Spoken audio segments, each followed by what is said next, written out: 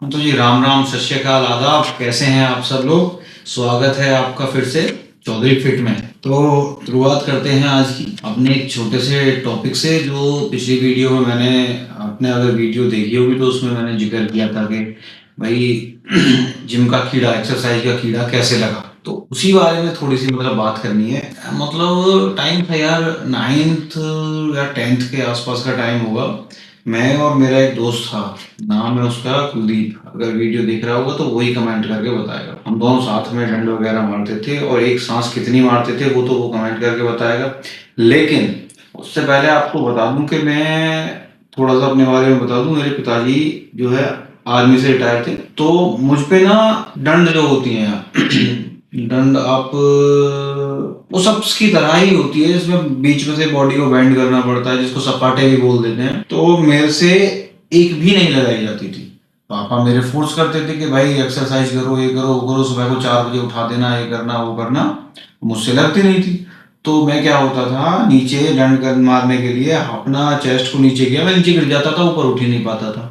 तो कुछ दिन पापा ने नीचे सपोर्ट देके हाथ का मेरे से लगवानी शुरू करी। एक लगवाई, दो लगवाई, 5 तक उन्होंने लगवानी शुरू करी। 5 से मेरी शुरुआत हुई। स्टार्टिंग में 5 मारता था, उसके बाद डेली 5+5+5+ करते चले गए, और कहाँ तक पहुंचे वो बताएंगे बाबूजी, अगर वीडियो देख रहे होंगे मिस्टर कुलदीप। तो उस टाइम पे बहुत सारी चीजें थी। उसके बाद पापा ने शौक लगा दिया।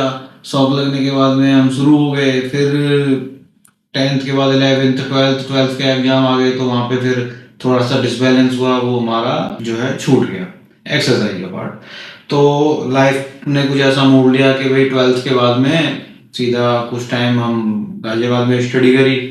तो फिर उसके बाद के ऐसा हुआ कि हमें मतलब जॉब करनी पड़ गई। ग्रेजुएशन के साथ साथ हमने जॉब शुरू की। ग्रेजुएशन भी करते रहे, अपना जॉब भी करते रहे। अब जॉब करते करते फिर शरीर पे ध्यान देना, ये सब जो है ना, ये एक तरह से ना मतलब छूट ही गया कहीं, मतलब कर ही नहीं पाते थे।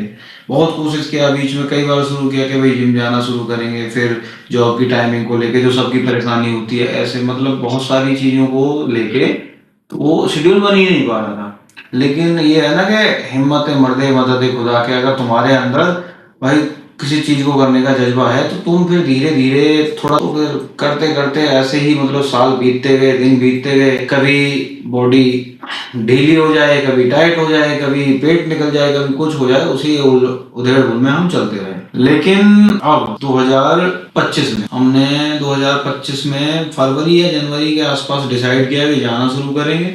फिर तुम्हारा मई या जून से शायद मैं कंटिन्यू हो गया, अभी 5-6 महीने हो गए हैं उसमें। फिर जाने के लिए मुझे सबसे बड़ी जो इंस्पिरेशन मिलती है, मुझे मेरी छुटकी से मिलती है, मेरी लड्डू। मेरी है 3.5 साल की बेटी। अब वो मुझे फोर्स करती है कि पापा जिम जाओ, बॉडी बनाओ, आपकी बॉडी कमजोर हो गई, ये हो गया। उसे देख के हाँ लगता है यार, भाई बच्ची कह रही है, और बेटियों का, 2 बेटियों का पापा हूं मैं, तो कायदे में भाई शरीर तो होना चाहिए अच्छा। क्योंकि आज के ज़माने में आप जानते ही हैं कि भैया अगर तुम्हारा शरीर सही है तो फिर आगे वाले तुमसे सही मुंह से बात भी करेंगे। अगर तुम कमजोर से हो तो कोई भी थप्पड़ मार के चल देगा। और मैं ये नहीं कह रहा हूँ शरीर तुम इसलिए बनाओ कि तुमको किसी को पीटना है, लड़ाई करनी है, लेकिन अपने आप को मतलब दूसरों के सामने ऐसा ना महसूस होने दो कि हाँ भाई तुम उससे बहुत कमजोर हो या ये है वो है। क्योंकि कमजोर को आजकल सब दबाते हैं, ना कोई बोलने देता है, ना कोई कुछ करने देता है। और खास तौर पे भाई तुम जब बच्चियों के पापा हो तो बहुत ध्यान रखना पड़ता है इन चीजों का। तो बस यही एक छोटी सी बात है, इसको ध्यान में रखो। अपने परिवार के लिए, अपने लिए, अपने शरीर को आप मजबूत करो, स्वस्थ करो। अगर तुम ही स्वस्थ और मजबूत नहीं रहोगे तो यार कैसे परिवार चलाओगे बताओ? समझ रहे हो ना बात? तो इन सब बातों का ध्यान